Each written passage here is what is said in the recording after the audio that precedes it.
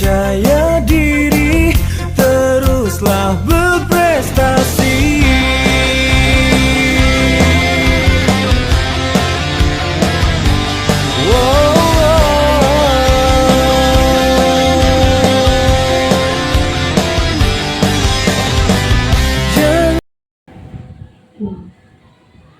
Sebelumnya selamat siang Bapak Ibu yang ada di sini. Gimana kabarnya?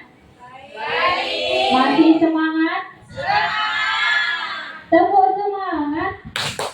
Semangat. Semangat. Terima kasih sebelumnya kepada Bapak Kepala UPTD SD 1 Sidoarjo. Kemudian yang saya hormati Bapak Ibu rekan Dewan Guru UPTD SD 1 Sidoarjo. Hari ini puji dan syukur kita panjatkan kehadiran Tuhan Yang Maha Esa karena atas berkat rahmat dan hidayahnya akhirnya saya di sini bisa mendefinisikan modul 1.4 kepada Bapak Ibu, yaitu tentang budaya positif. Nah, sebelum masuk ke materi, saya ingin ice breaking dulu. Kayaknya mukanya Bapak Ibu tuh lelah sekali, ngantuk, pegang HP, tambah ngantuk, dengerin saya juga tambah ngantuk. Sekarang saya minta baris di lorongan sini, baris di lorongan sana. Silakan Bu.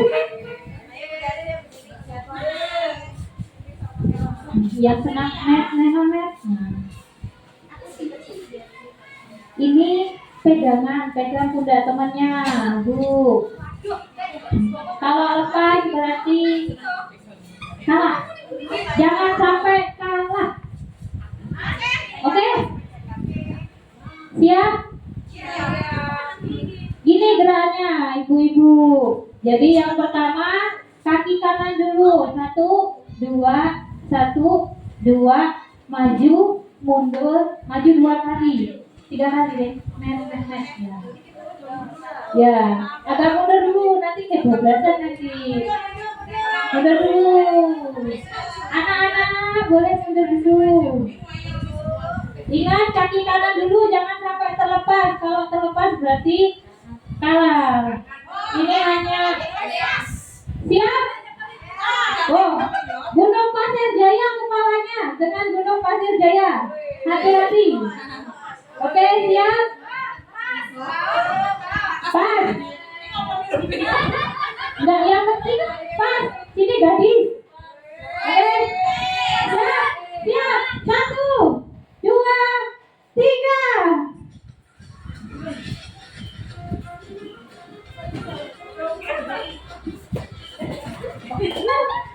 Sabar. Ulangi lagi Bapak Ibu, gangguan teknis ternyata. Ulangi. Wah, udah semangat. Aduh, kena tren. Ayo lagi. 1, 2, 3. Musiknya. Asal. Kanan, kiri, maju, mundur, maju, kanan, kiri, maju, mundur, maju, kanan, kiri, maju, mundur, maju, lagi, kanan, kiri, maju, mundur, maju, tarik lagi, maju, mundur, maju. Oke, terima kasih. Gimana rasanya Bu? Gimana perasaannya sekarang? Itu hanya ice breaking. Sebentar saya juga kepanasan. Padahal sudah ada pas. Oke, kalau sekarang ice breakingnya sudah, ice testnya sudah, ice breakingnya sudah. Sekarang baru kita masuk ke materi. Itu bukan ice test ya Bu Surya? Iya. Maafkan aku dan Bu Surya. Baiklah, di sini saya akan menjelaskan tentang budaya, mendefinisikan tentang budaya positif.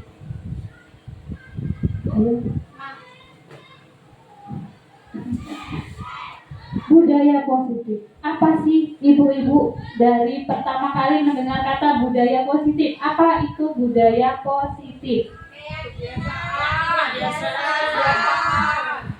Hafal ya kayaknya udah pasti. Jadi benar, yang pertama adalah keyakinan, bisa juga kebiasaan, kemudian bisa juga perwujudan nilai-nilai kebajikan. Jadi budaya positif itu adalah perwujudan dan nilai-nilai atau keyakinan universal, jadi menyeluruh. Jadi nilai-nilai perwujudan nilai-nilai yang keyakinan yang menyeluruh yang diterapkan di sebuah sekolah. Budaya positif dapat mendorong murid untuk mampu berpikir, bertindak, dan mencipta sebagai proses memerdekakan dirinya sehingga murid mampu untuk bertanggung jawab. Contohnya, untuk budaya positif seperti yang ada di sekolah kita itu sudah ada seramis, itu juga termasuk budaya positif. Kemudian anak datang tepat waktu, sebelum waktunya bahkan, karena saya pagi sampai di sini kadang ada anak yang jam 6.15 sudah sampai di sini. Jadi di sini budaya positifnya sebenarnya sudah bagus sekali. Kemudian di dalam konsep budaya positif itu ada 6. Yang pertama seperti tadi disiplin positif. Kemudian yang kedua ada motivasi perilaku manusia. Kemudian ada keyakinan kelas dan ada kebutuhan dasar manusia. Kemudian ada juga posisi kontrol restitusi. Dan yang terakhir itu ada segitiga restitusi. Nah, ini akan kita bedah satu per satu. Ini adalah konsep inti dari budaya positif. Jadi di dalam budaya positif ini ada 6 ini. Ya Bapak Ibu.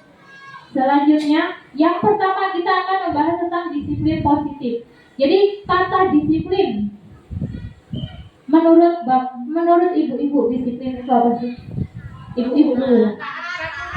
Taat, peraturan, patuh, datang tepat waktu itu disiplin nggak sih Bu? Disiplin. Jadi kata disiplin itu kadang sering dihubungkan dengan hukuman.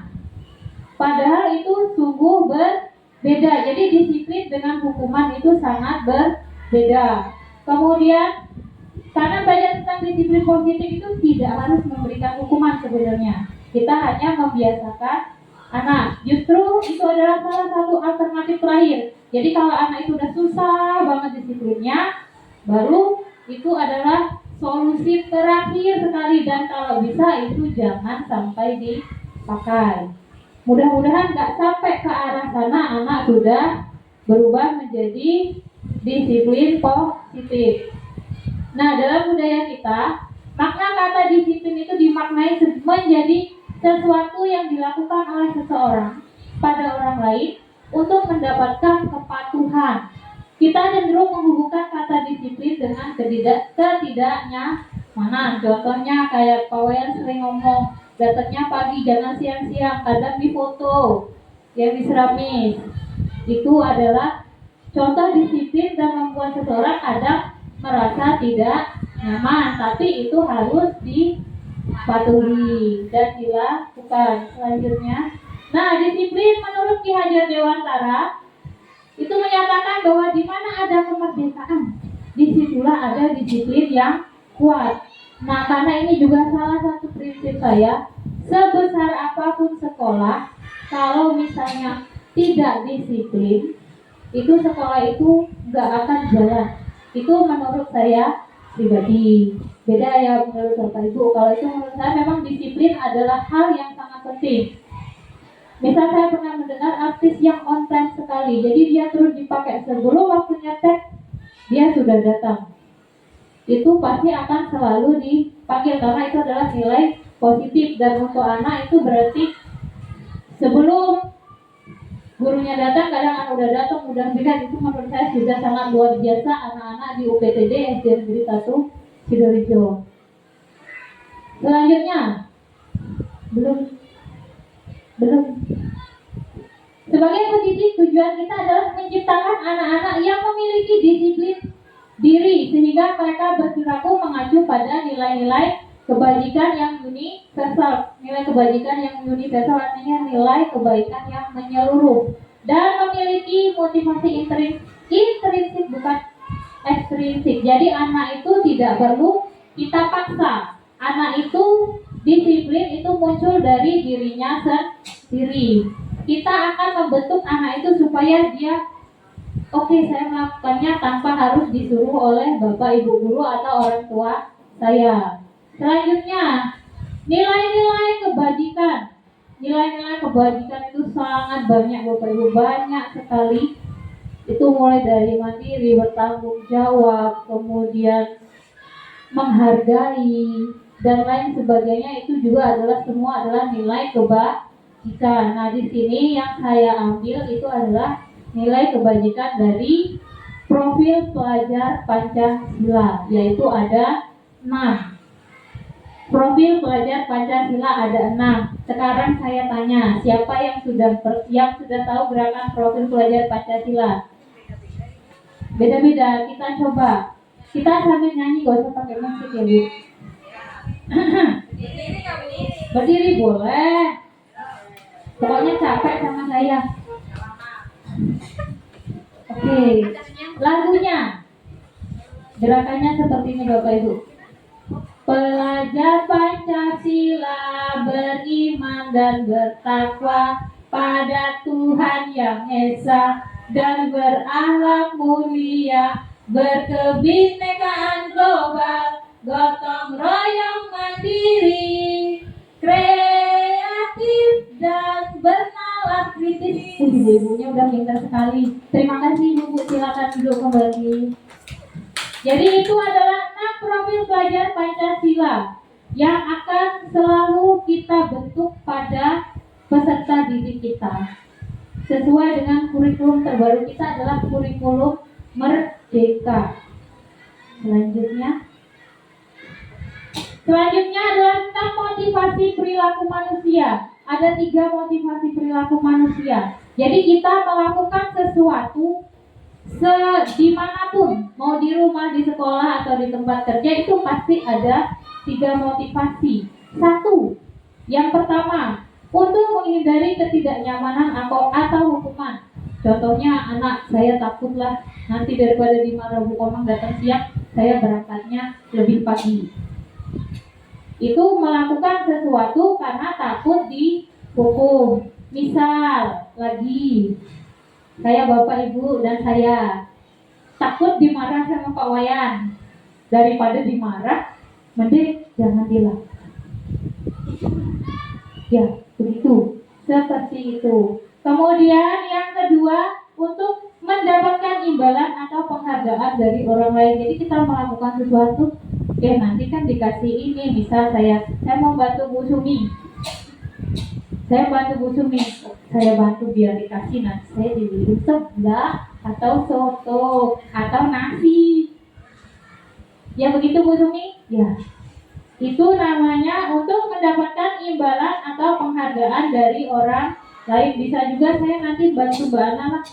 Nanti Mbak Ana nanti kan ngasih saya duit. Gitu ya Bu ya. Itu contoh dari motivasi untuk mendapatkan imbalan. Belum Bu. Yang ketiga, untuk menjadi orang yang mereka inginkan dan menghargai diri sendiri dengan nilai-nilai yang mereka percaya. Jadi ini adalah yang paling bagus. Kalau menurut saya ini muncul dari dalam diri kita sendiri.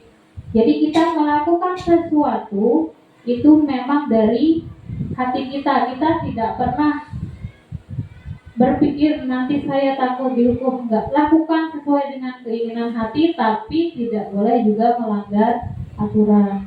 Selanjutnya, keyakinan kelas. Nah ini Bapak Ibu semua pasti sudah pernah. Ini keyakinan dengan peraturan sama nggak Bapak Ibu? Sama nggak Bu Ibu? Beda. Apa bedanya Bu? Kalau peraturan, misalnya di kelas, kalau peraturan itu hanya kita yang memberikan aturan kepada anak-anak. Kemudian kalau keyakinan, kita dan anak-anak yang membuatnya, gitu kan? Oke, terima kasih, super sekali jawaban Ibu Eka. Terima kasih Bu Eka. Berikan tepuk tangan untuk Bu Eka. Benar sekali. Jadi peraturan dan keyakinan kelas itu adalah hal yang berbeda. Contohnya ini kata kalimat pemantik, Ibu, pertanyaan pemantik. Mengapa kita melakukan peraturan tentang penggunaan helm pada saat mengendarai roda dua? Kenapa sih kita harus pakai helm? Kenapa? Agar selamat. Berarti itu nilainya keselamatan. Kemudian, mengapa sih kita memiliki peraturan menggunakan masker atau mencuci tangan setiap setelah melakukan kegiatan? Itu untuk apa, Bapak Ibu? Ya, kesehatan, terlindungi biar gak sakit, kesehatan, benar Bu Rama. Terus untuk juga keselamatan. Jadi kita melakukan sesuatu dengan kesadaran diri kita sendiri bahwa itu bagus untuk kita, itu dinamakan keyakinan. Jadi seperti kata Bu Eka, peraturan biasanya dibuat oleh guru sendiri tanpa kita melibatkan murid. Sedangkan keyakinan kelas itu kesepakatan yang kita buat bersama. Jadi kita harus menyepakatinya bersama dengan murid-murid kita. Selanjutnya, nah, tujuan keyakinan kelas apa sih? Kenapa sih harus bikin keyakinan kelas? Yang pertama, akan menumbuhkan komunikasi yang efektif antara siswa dan guru. Jadi kita kalau nanya sama anak, gimana nak, mau gimana? Kamu ingin kelas yang bagaimana? Jadi itu akan menumbuhkan komunikasi kita yang baik dengan siswa kita. Yang kedua, untuk menciptakan pembelajaran yang berpusat pada siswa. Jadi untuk di kurikulum Merdeka ini memang semuanya harus berpusat kepada siswa. Bagaimana cara kita membuat siswa itu nyaman di kelas, senang belajar, dan tidak bosan. Yang ketiga adalah menumbuhkan rasa tanggung jawab pada siswa. Jadi kita mengajarkan anak, ayo nak kita bikin keyakinan kelas. Keyakinan kelas itu dibuat bukan untuk dilanggar, tapi untuk dilaksanakan. Nah, di situ akan muncul tanggung jawabnya siswa. Saya nggak boleh nih melanggar keyakinan yang sudah saya buat sendiri. Kan nggak mungkin kita buat, kita langgar sendiri.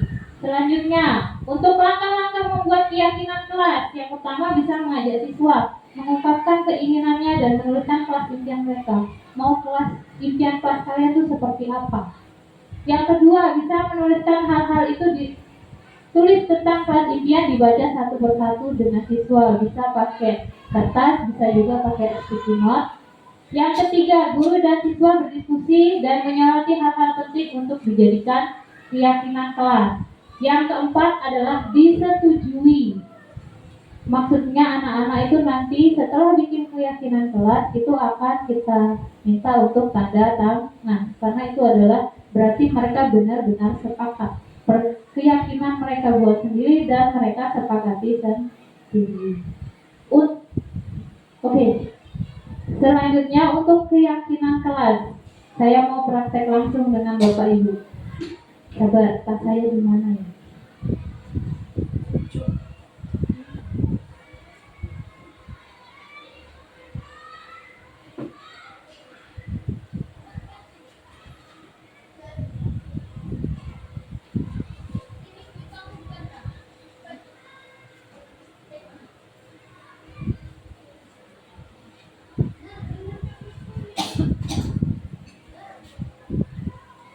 Maaf Bapak Ibu, ini saya punya sticky note. Bapak Ibu bawa pena?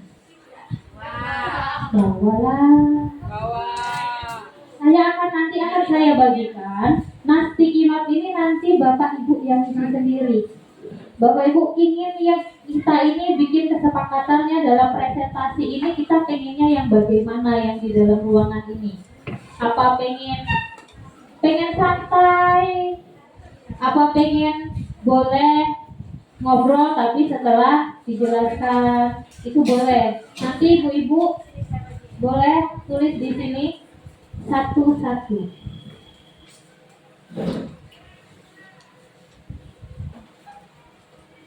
Mbak, ibu-ibu pengen presentasi ini suasananya seperti apa? Kita akan praktek langsung membuat tentang keyakinan kelas. Nanti kalau sudah selesai, boleh ditempel di sini. Terserah pengennya gimana, presentasinya suasananya pengennya gimana. Apa senang-senang, ada ice breakingnya boleh. Apa pengen serius? Ada es durian-duriannya. Aduh, bos durian. Sudah, Bu. Sudah, boleh ditempelkan di sini, Ibu. Cepat. Ayo.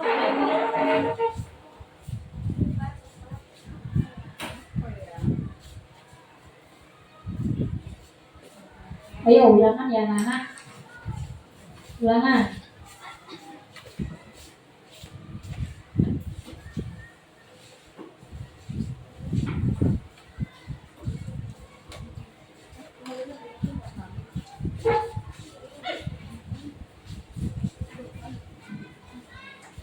Ya. Sip. Terima kasih untuk ibu-ibu. Saya minta satu orang lah. Oh iya udah.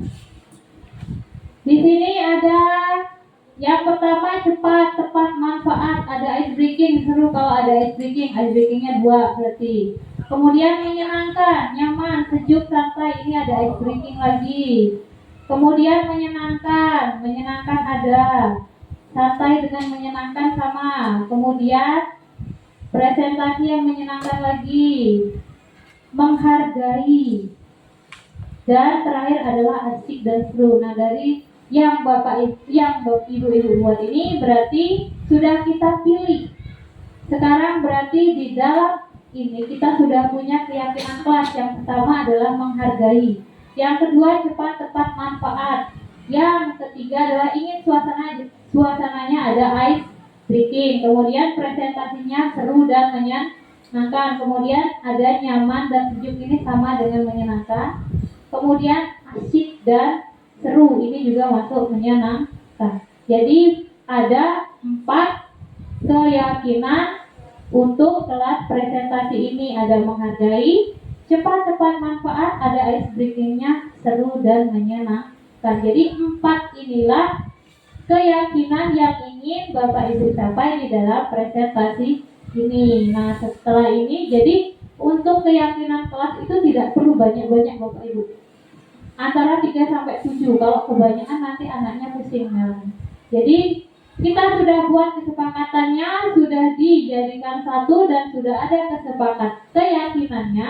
Itulah keyakinan yang kita buat. Langkah selanjutnya adalah tanda tangan. Jadi anak-anak kita panggil satu persatu. Selanjutnya ibu-ibu tanda tangan satu persatu. Itu adalah cara membuat keyakinan kelas. Bagaimana Bapak Ibu?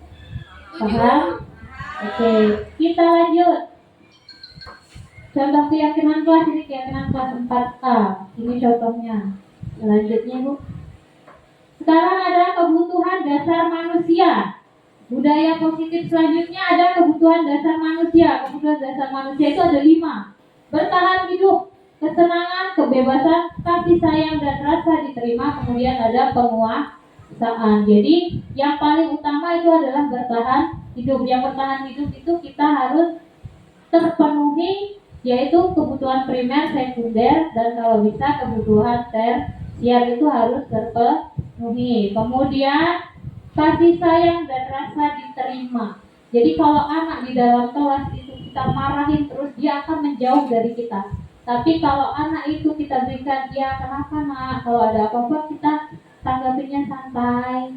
Jadi anak akan merasa dia punya disayang oleh gurunya dan diterima oleh gurunya. Kemudian kebebasan. Anak juga kadang pengen bebas, jadi gak melulu serius aja. Makanya dibuatlah ice breaking. Jadi biar gak serius aja. Anak sepanang, gak hanya anak. Saya pun kalau ada pelatihan, kalau belajar terus sepanang. Sepanang mumet ya bu-ibu ya. Itu sepanang bahasa saya. Kemudian ada kesenangan, kebutuhan dasar tentang kesenangan. Jadi anak itu harus dibuat senang, yaitu tujuan. Kebebasan dan kesenangan itu hampir mirip. Jadi kita membebaskan dalam artian jangan bebas lepas, tapi masih kita batasi. Dan kesenangan itu harus kita ciptakan suasana yang nyaman dan menyenangkan di kelas. Kemudian untuk penguasaan, nah ini di dalam kelas. Kalau penguasaan, jadi harus misalnya anak itu sudah maju, kita nggak boleh, kamu kok ngerjainnya salah ini. Kita kita tidak boleh begitu. Oh nak, jadi ini jawabanmu, oke, sudah dilihat. Ini enggak salah semuanya. Ini hanya perlu dibenarkan. Harusnya seperti ini loh nak. Jadi anak itu jangan dibentak. Jadi dia merasa dihargai. Oh ternyata usaha saya bikin karangan sepanjang kali lebar itu ada, ternyata dihargai oleh guru saya. Itu adalah kebutuhan dasar manusia di sekolah. Selanjutnya, posisi kontrol. Posisi kontrol restitusi itu ada 5. Yang pertama, sebagai guru itu sebagai penghukum. Ada juga guru sebagai pembuat merasa bersalah. Ada juga guru itu sebagai teman, pemantau, dan yang terakhir yang paling bagus menurut saya ini adalah posisi guru sebagai manajer. Nah, untuk posisi kontrol restitusi yang pertama, penghukum. Jadi seorang penghukum bisa menggunakan hukuman fisik atau verbal. Bisa fisik, bisa juga verbal, itu ucapan ya ibu-ibu. Jadi misal kita nih ngomong sama anak, kamu ini kan dia terlambat karena keseringan, kamu ini terlambat lagi, itu sebenarnya sudah masuk kita guru sebagai penghukum. Atau juga patuhi aturan saya, kalau tidak awas kamu. Itu juga kita sudah guru sebagai penghukum. Kemudian pembuat merasa bersalah. Posisi ini biasanya guru akan bersuara lebih lembut, tapi nyakiti. Contohnya, ibu kecewa dengan kamu nak. Anak kan pasti akan merasa, oh saya ini salah. Oh kok saya bikin guru saya seperti itu. Gimana kalau orang tua kamu tahu? Itu juga akan membuat anak merasa jauh. Selanjutnya yang ketiga, posisi kontrol sebagai teman. Di sini posisi ini tidak akan menyakiti murid, namun akan tetap berupaya mengontrol murid melalui persuasi atau ajakan kita ngobrol bareng. Contohnya, ayo Adi, ayolah. Kata yang harus diucapkan yaitu, bagaimana sih kamu ini? Atau kemarin, bagaimana sih kamu? Atau kemarin kamu sudah janji ke bapak. Bukan kenapa terlambat lagi, tapi kita ngomongnya sambil tertawa. Jangan ngomong, kamu terlambat lagi dengan nada keras, itu anak akan merasa tersakiti. Jadi kita ngobrolnya dengan, Adi ayolah, bagaimana sih kamu? Kemarin loh, udah janji sama ibu, gak terlambat lagi. Tuh, itu adalah kata-kata sebagai guru, sebagai teman. Selanjutnya adalah sebagai pemantau. Pemantau ini pengawas, mengawasi. Jadi berdasarkan peraturan-peraturan dan konsekuensi yang sudah ada. Contohnya, biasanya kita mengucapkannya peraturannya apa? Kamu tahu nggak peraturan sekolah kita? Peraturannya apa? Jadi untuk posisi pemantau ini lebih menekankan kita mengawasi sesuai nggak dengan peraturan kita yang ada di sekolah. Misal sepatunya harus hitam untuk siswa. Jadi kalau selain hitam, kita belum. Kalau kita sebagai pemantau, kita mengingatkan. Kamu tahu nggak peraturan sekolah tentang sepatu? Itu kita sudah masuk posisi gurunya sebagai pemantau. Yang terakhir yang paling bagus adalah di posisi manajer. Jadi murid diajak menganalisis kebutuhan dirinya sendiri maupun kebutuhan orang lain. Di sini dapat berkolaborasi dengan murid bagaimana memperbaiki kesalahan yang ada. Contohnya, apa sih nak rencana kamu untuk memperbaiki hal ini? Misal dia melakukan sebuah kesalahan atau kamu melanggar keyakinan kelas kita yang mana.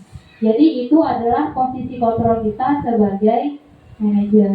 Selanjutnya, segitiga restitusi. Ini yang sekarang paling booming dan harus diterapkan.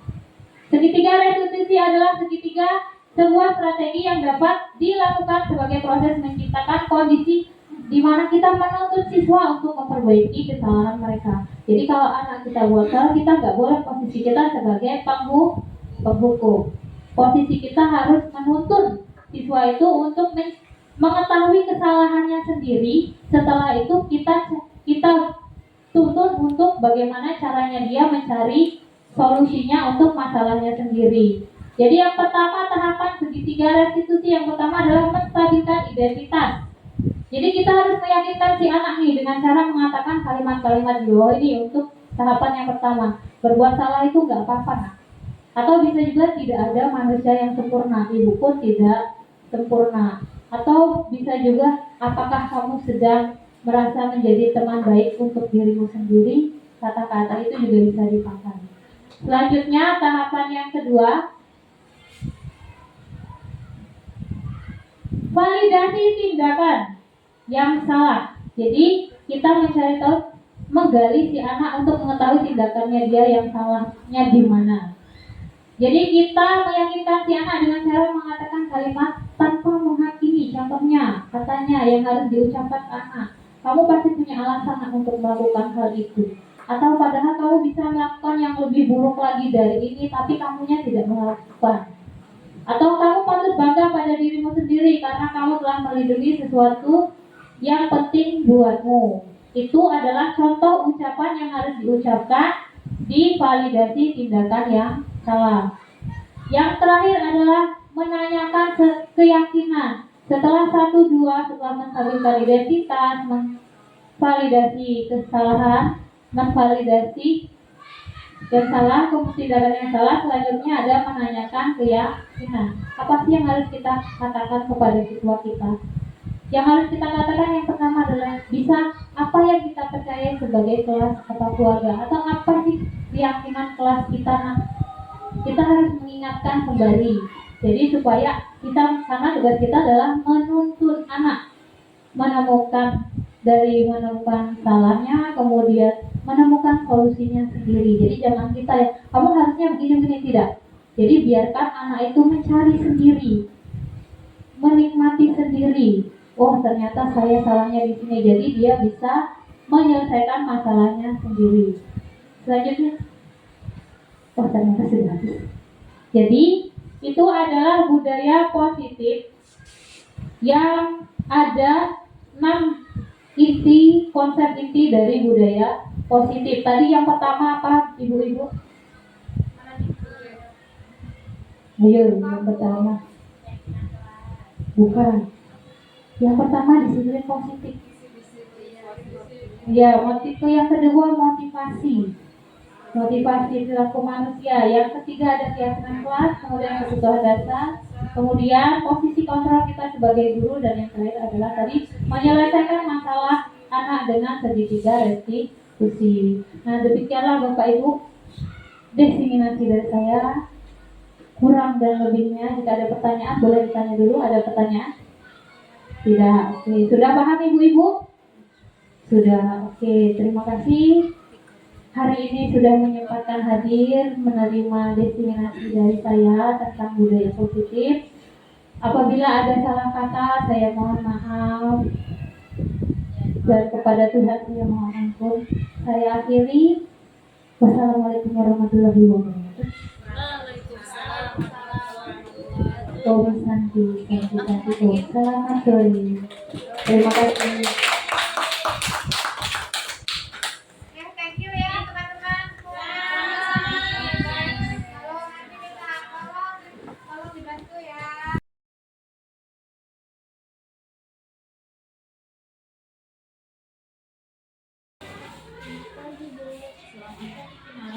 Kabarnya hari ini? Apakah kamu tahu ibu panggil ke sini? Coba kamu ingat kejadian kemarin, ada yang kamu lakukan? Saya ingat kemarin waktu ulang bab ujian akhir semester, saya minta lagu. Untuk dia, sekarang coba kamu ceritakan kronologinya. Gimana sebenarnya kejadiannya? Jadi waktu itu saya ulang kemarin, saya melihat jawaban dia yang sangat jelas.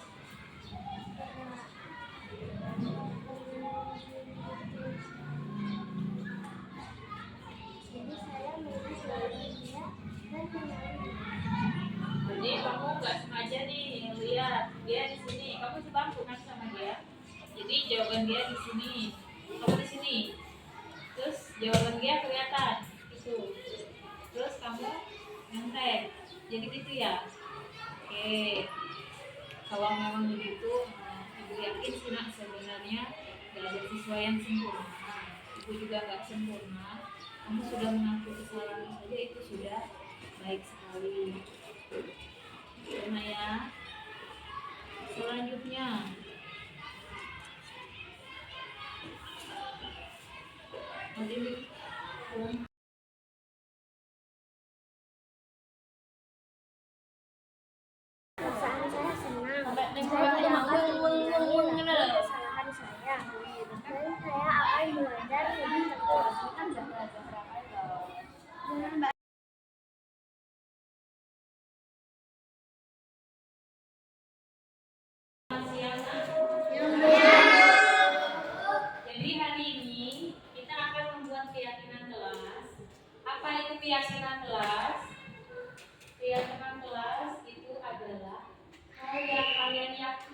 Kalian pengen di kelas ini pengen ngapain sih? Pengennya gimana sih kelasnya? Itu nanti terserah kalian isinya ya. Pengen suasana yang nyaman nanti tulis aja. Ya, nanti kalian buat. Nanti ibu bagikan ini sticky note, nanti kalian tulis. Setelah kalian tulis, kalian tempelkan di sana. Ya, di papan tulis ya nak. Salah? Sekarang ibu bagikan ya. Silakan ditulis.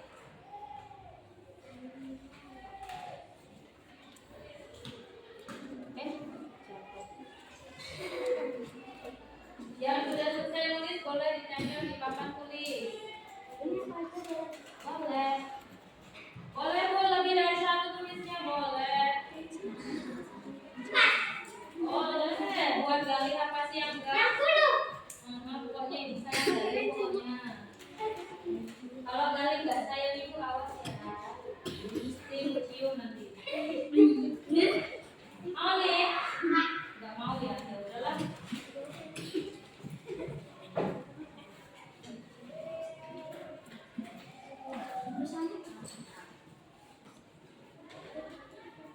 Silakan yang sudah selesai boleh.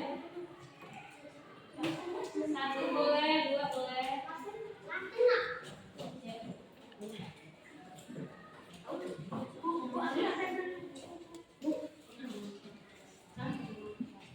Gak usah, ini gak usah pakai nama.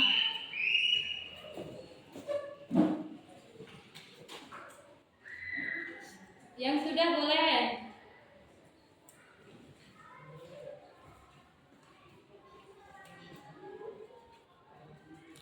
Kok sepi kayak kuburan? Biasanya kalian ramai. Yang sudah selesai boleh. Ya. Dua boleh kan? Boleh. Yuk, yang sudah selesai boleh menempelkan. Silakan.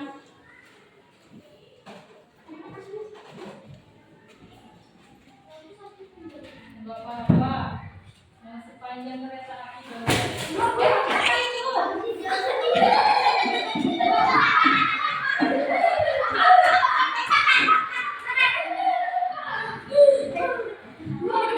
Bawahnya boleh, bawahnya. Ibu Mira boleh.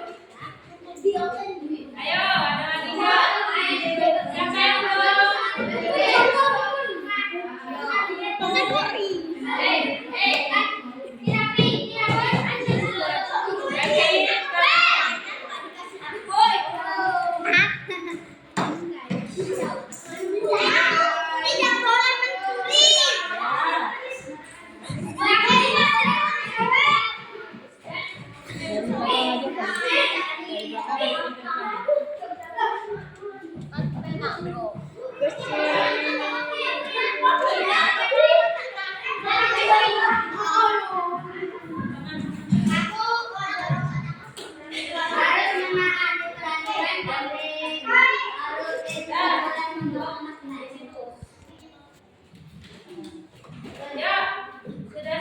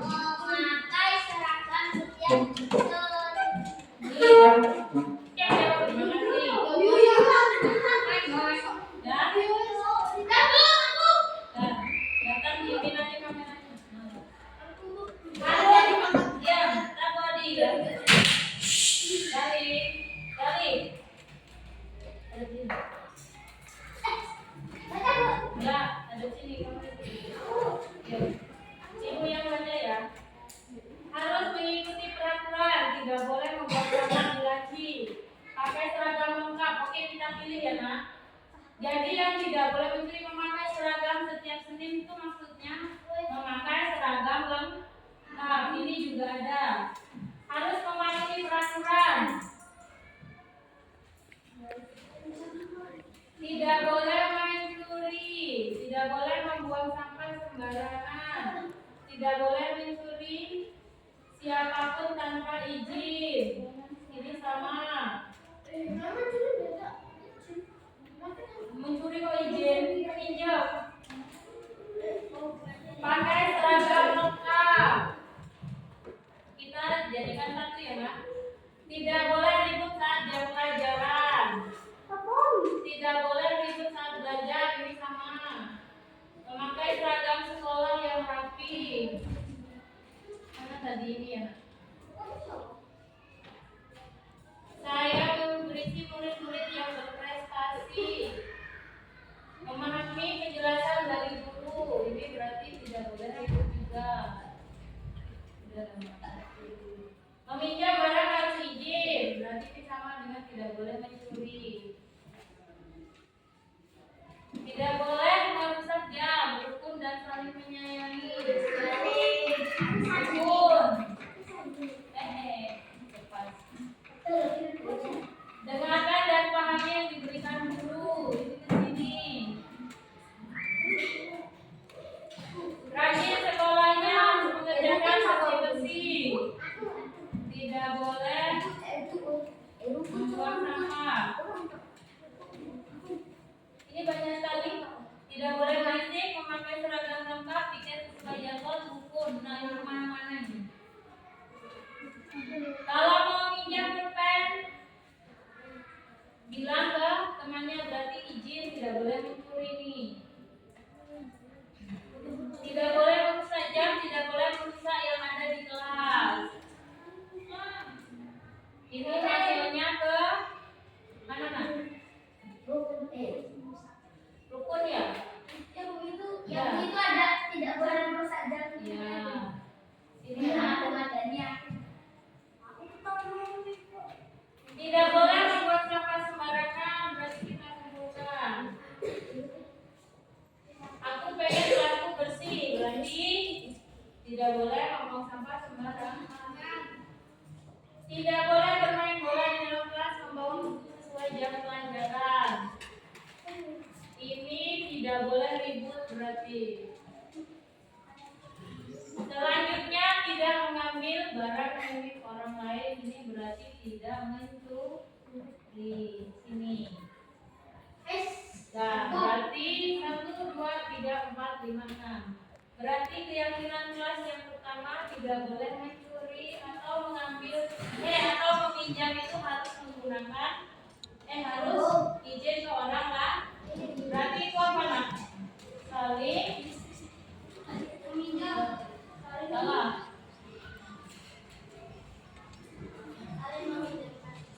Sopan. Hormat. Kan kalian hijau ngomong kan? Berarti itu sopan kan? Yang kedua, perhatikan sini.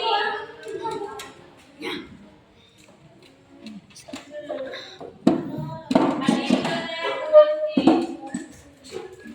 Dapat dia.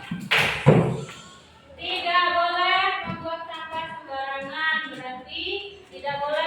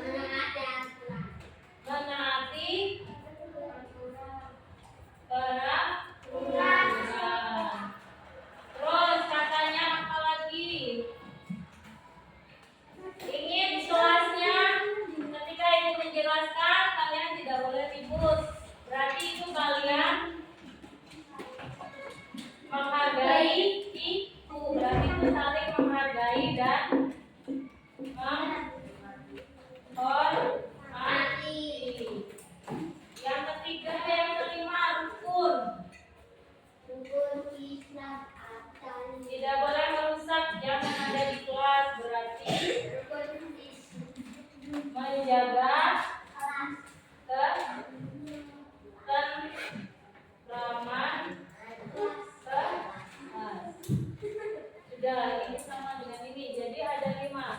Jadi dari yang kalian buat itu ada 5 keyakinan kelas. Jadi keyakinan kelas itu tidak boleh menggunakan kata-kata negatif. Contohnya kata-kata negatif apa sih? Tidak boleh, itu kan kata-kata negatif. Harus kita ganti. Misal tidak boleh buang sampah sembarangan. Yang benar adalah menjaga kebersihan. Ya, makanya di sini kenapa diganti menjaga kebersihan. Jadi inilah keyakinan kelas 4A yang sudah kalian buat. Sekarang kita tentukan dari keyakinan ini tugasnya ibu ngapain, tugasnya kalian ngapain. Tugas kamu ini berarti tugas murid ya. Tugas saya ini tugas ibu. Tugas kamu untuk sopan santun berarti kamu harus ngapain? Untuk sopan santun, tugas kamu sebelum meninggalkan kelas harus cuci. Iya apa enggak? Ini sopan santun enggak? Menjaga kebersihan berarti harus buang sampah pada terus piketnya piket sesuai jaga sesuai jadwal, awas ya. Sebelum kelasnya bersih kalian tidak boleh duduk santai ya.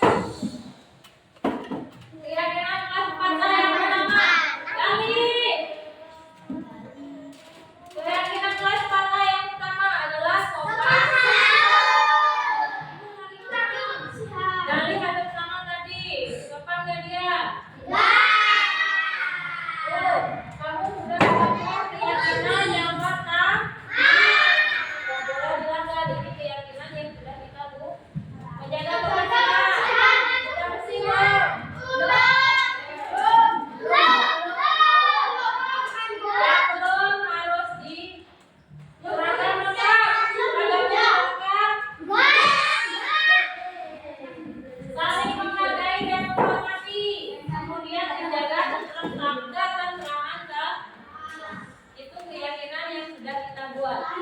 Selanjutnya ada yang tidak setuju? Galing.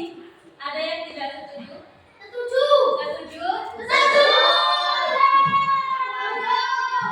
Ibu minta sekarang satu orang gantian dari sini, nanti baca sini selesai maju tanda tangan, kita sepakati keyakinan kita. Ya Kak? Absen satu. Tanda tangan.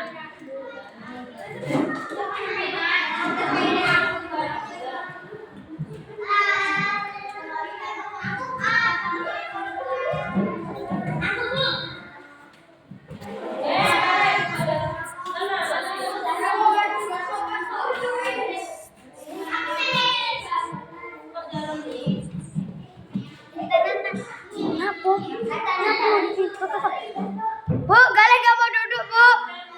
Kalian rakyat. Ngapa?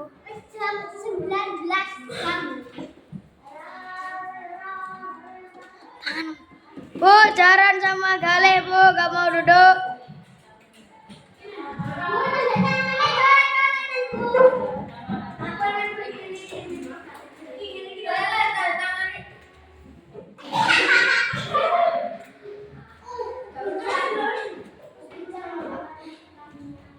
tiga, ayo.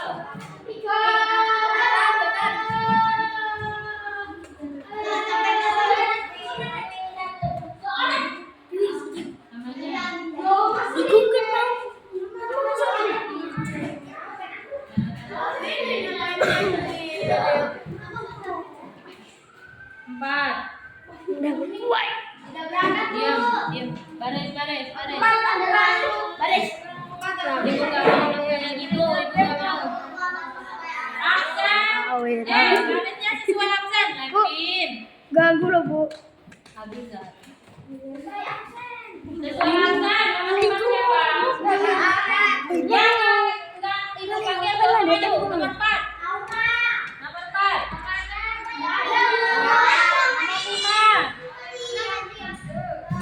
Sini. Yang enggak ibu panggil duduk. Kalau enggak kursinya ibu ambil, kalian enggak boleh duduk. 1 sampai 3. 1.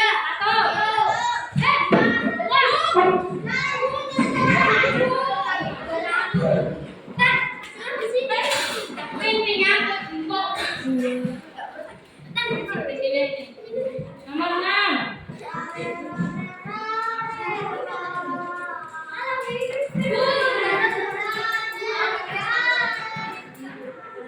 Nama dulu. Dan nama sampingnya. Namamu sampingnya. Sini sampingnya.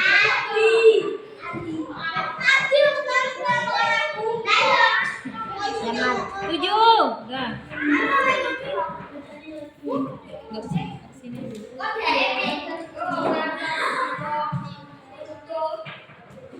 Ditulis sama. Iya, nama dulu baru tanda tangan.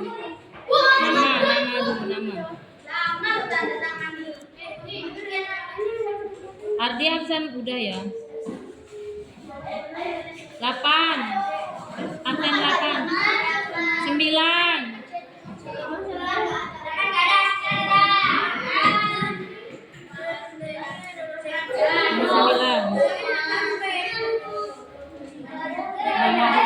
Nama sampingnya. 10.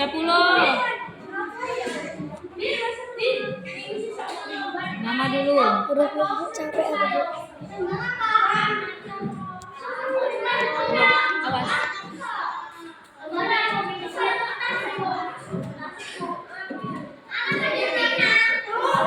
11. Abizar sini. Kenain wajahnya. Kena nggak wajahnya? Kena. Ininya. 12. Mundurin. 12.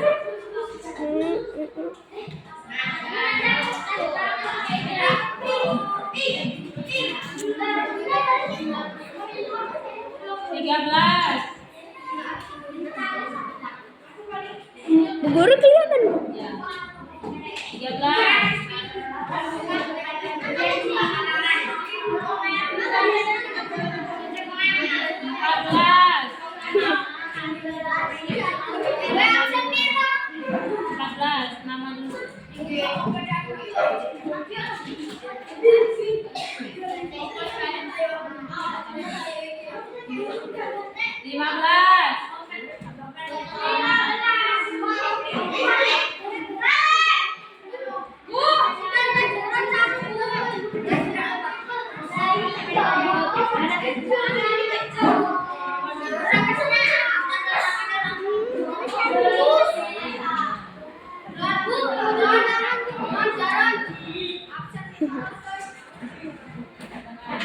Yang nggak bisa duduk nanti kursinya diambil. 16.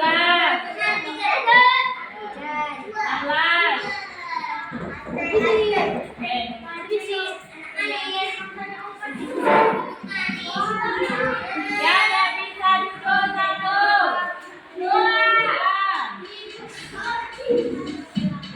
17. 19.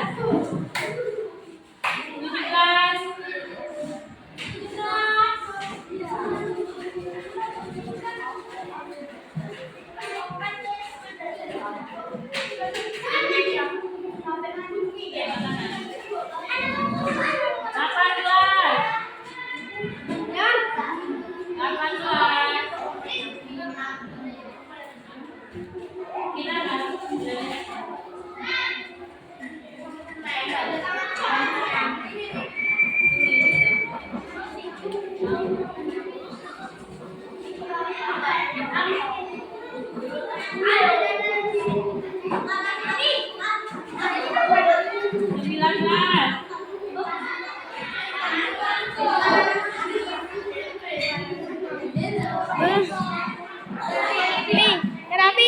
21.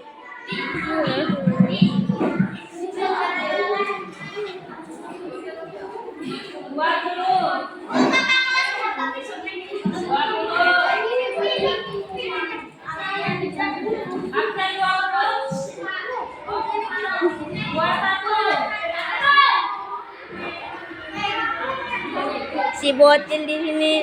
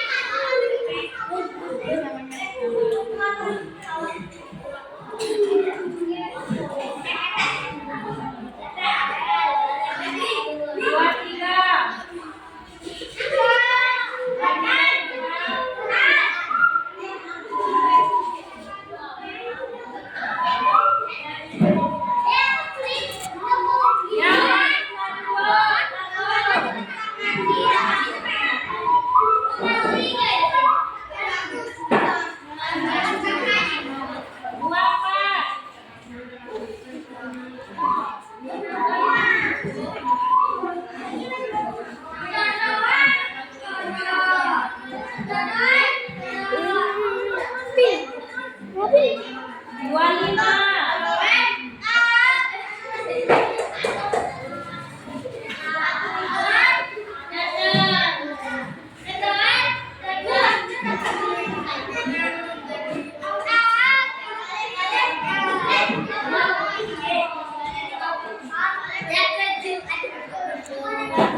Warna juga kan udah berangkat ya? Oke. Nah, Poli ya.